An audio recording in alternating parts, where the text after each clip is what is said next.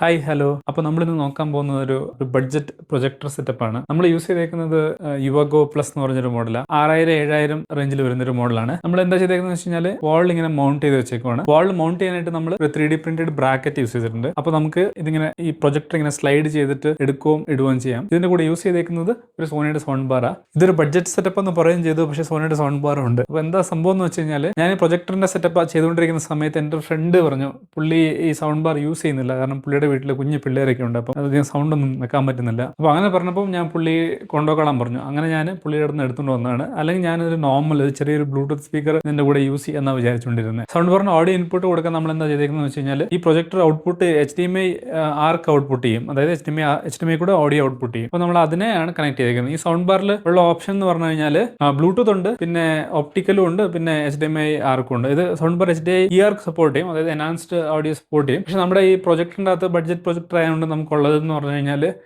ആർക്കാണ്. അപ്പം that is good enough. നല്ല സൗണ്ട് ക്വാളിറ്റിയും കാര്യങ്ങളൊക്കെ നമുക്ക് കിട്ടുന്നുണ്ട്. ഇപ്പോൾ നമ്മൾ ഈ ഫുൾ സെറ്റപ്പ് ഇങ്ങനെ വോളയിൽ സെറ്റ് ചെയ്ത് വെച്ചേക്കുവാണ്. അപ്പോൾ നമ്മൾ ഇതിന്റെ വയറിംഗ് എല്ലാം ശകലം കവർ ചെയ്യാൻ വേണ്ടിയിട്ട് വയറിംഗിന്റെ കേസ് ഉപയോഗിച്ചിട്ടുണ്ട്. മൊത്തത്തിൽ ഈ സെറ്റപ്പ് അത്ര പെർഫെക്റ്റ് ആയിട്ട് വന്നിട്ടില്ല, കുറെ വയറെല്ലാം അവിടെ ഇവിടെ എക്സ്പോസ്ഡ് ആണ്. അപ്പം ഇതൊന്ന് സെറ്റാക്കി എടുക്കണം. പിന്നെ HDMI AR സൗണ്ട് ഔട്ട്പുട്ട് എടുക്കാനായിട്ട് നമ്മളൊരു L ഷേപ്പിൽ ഒരു കണക്ടർ സെറ്റ് ചെയ്തിട്ടുണ്ട്. ഇല്ലെങ്കിൽ നമുക്കത് ഈ വാൾ മൗണ്ട് ആയതുകൊണ്ട് HDMI കുത്താൻ പറ്റത്തില്ല. അപ്പോൾ അതുകൊണ്ട് നമ്മളൊരു HDMI ഒരു അഡാപ്റ്റർ യൂസ് ചെയ്തിട്ടുണ്ട്. അപ്പോൾ ഇതിന് സ്ക്രീൻ നമ്മൾ Amazon നിന്ന് ഓർഡർ ചെയ്ത് 16:9 ആസ്പെക്ട് റേഷ്യോ ഉള്ള സ്ക്രീനാണ്. ബേസിക്കലി നമ്മളിങ്ങനെ പുൾ ഡൗൺ ചെയ്തിട്ട് താഴെ ലോക്ക് ചെയ്യണം. ഓട്ടോമാറ്റിക് ലോക്കിംഗ് ഇല്ല ഇതിന്. അപ്പം നമ്മൾ താഴെ എന്തെങ്കിലും ഒരു ഹുക്കോ എന്തെങ്കിലും സെറ്റാക്കിയിട്ട് വേണം ലോക്ക് ചെയ്യാനായിട്ട്.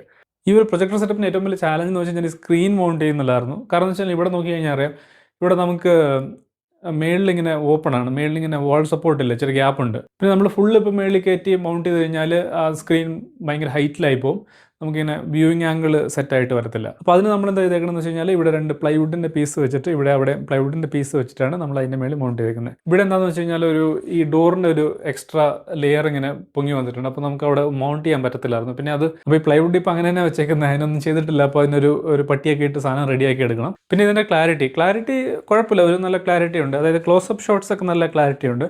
പിന്നെ ഈ വൈഡ് ഷോട്ട്സ് ഒക്കെ നമ്മൾ മൂവിയുടെയൊക്കെ കാണുമ്പോൾ ക്ലാരിറ്റി അത്ര പോരാന്ന് എനിക്ക് തോന്നിയിട്ടുണ്ട്. കളർ റീപ്രൊഡക്ഷൻ അത്ര പോരാ, നമ്മൾ TV കാണുന്ന അത്രയും കളർഫുള്ളായിട്ട് കാണാൻ പറ്റുന്നില്ല. അപ്പോൾ നമ്മൾ ബെഡ്റൂമിലാണ് സെറ്റ് ചെയ്ത് വെച്ചേക്കുന്നത്. ഇവിടെ താഴെ ബെഡുണ്ട്. അപ്പോൾ നമ്മൾ ബെഡിൽ ഇരുന്നിട്ടാണ് ഇത് മൂവി എല്ലാം കാണുന്നത്. ഓവറോൾ ഇത് വീട്ടിൽ എല്ലാവർക്കും ഇഷ്ടപ്പെട്ടു. പിന്നെ വീക്കെൻഡ്സിലാണെങ്കിലും മൂവി കാണാനൊക്കെ നല്ലൊരു സെറ്റപ്പാണ്. അപ്പോൾ നമ്മൾ ഈ മൗണ്ട് ചെയ്തില്ലെങ്കിൽ എന്താ പ്രശ്നം എന്ന് വെച്ച് കഴിഞ്ഞാൽ നമ്മൾ ഈ പ്രൊജക്ടർ എപ്പോഴും എടുത്ത് വെക്കണം, അങ്ങനെ പിന്നെ അത് ആംഗിൾ സെറ്റ് ചെയ്യണം, അതൊക്കെ ഒരു ബുദ്ധിമുട്ടാണ്. അപ്പോൾ മൗണ്ട് ചെയ്ത് വെച്ച് കഴിഞ്ഞാൽ ആ സെറ്റപ്പ് ഓൾമോസ്റ്റ് ഒരു പെർമനൻറ്റ് സെറ്റപ്പാണ്.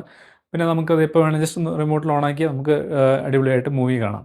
പിന്നെ ഈ പ്രൊജക്ടർ ആൻഡ്രോയിഡ് സപ്പോർട്ട് ചെയ്യും, ആൻഡ്രോയിഡ് TV സപ്പോർട്ട് ചെയ്യും. അപ്പോൾ Android 13 വരുന്നത്. ആൻഡ്രോയിഡ് എക്സ്പീരിയൻസ് ഇച്ചിരി ലാഗിയാണ്. നമ്മൾ ഇനീഷ്യലി സ്റ്റാർട്ട് ചെയ്യുമ്പോഴൊക്കെ ഒരു ലാഗ് ഫീൽ ആവും നമുക്ക്.